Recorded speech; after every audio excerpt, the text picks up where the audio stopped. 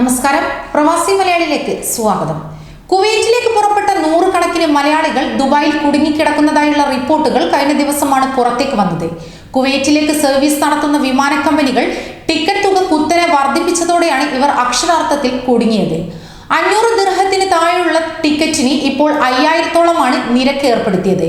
വൻതുക വാടക നൽകേണ്ടതിനാൽ ദുബായിൽ താമസം തുടരാൻ കഴിയാത്ത അവസ്ഥയിലാണ് പ്രവാസികൾ. ഇന്ത്യയിൽ നിന്ന് നേരിട്ട് കുവൈറ്റിലേക്ക് പോകാൻ അനുമതിയില്ലാത്ത സാഹചര്യത്തിലാണ് ഇവർ ദുബായ് വഴി യാത്രക്ക് ശ്രമിച്ചത്. ഇന്ത്യ ഉൾപ്പെടെ 34 രാജ്യങ്ങളിൽ നിന്നുള്ള യാത്രക്കാർക്കാണ് കുവൈറ്റ് നേരിട്ടുള്ള യാത്രാ വിലക്ക് ഏർപ്പെടുത്തിയിരിക്കുന്നത്.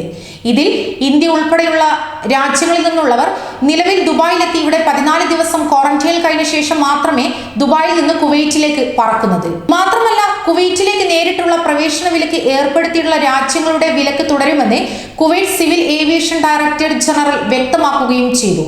ഇത് പ്രവാസികൾക്ക് കടുത്ത പ്രതിസന്ധിയാണ് നൽകുന്നത്. കോവിഡ് വ്യാപനം വർദ്ധിക്കുന്ന സാഹചര്യത്തിലാണ് ആരോഗ്യ മന്ത്രാലയം കർശന നിയന്ത്രണങ്ങൾ ഏർപ്പെടുത്തിയത്.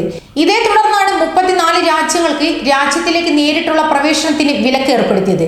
അതേസമയം തന്നെ ഈ രാജ്യക്കാർക്ക് വിലക്ക് ഏർപ്പെടുത്തിയിട്ടില്ലാത്ത മറ്റേതെങ്കിലും രാജ്യത്ത് 14 ദിവസം താമസിച്ചു കോവിഡ് മുക്തരാണെന്ന് തെളിയിക്കുന്ന ആരോഗ്യ സർട്ടിഫിക്കറ്റോടെ കുവൈറ്റിൽ പ്രവേശനം അനുവദിക്കും. ഈ സാഹചര്യത്തിൽ നിരവധി ഇന്ത്യക്കാർ ഉൾപ്പെടെ ദുബായ് ഇടത്താവളമാക്കി കുവൈറ്റിലേക്ക് എത്തുന്നു. ഇതിനിടയിൽ ചില രാജ്യക്കാരെ വിലക്ക് ഏർപ്പെടുത്തിയിട്ടുള്ള പട്ടികയിൽ നിന്നും ഒഴിവാക്കിയതായി ചില സാമൂഹ്യ മാധ്യമങ്ങളിൽ വന്ന വാർത്തയുടെ അടിസ്ഥാനത്തിലാണ് DGCA വാർത്ത നിഷേധിച്ചുകൊണ്ട് വിലക്ക് തുടരുമെന്ന് വ്യക്തമാക്കിയത്.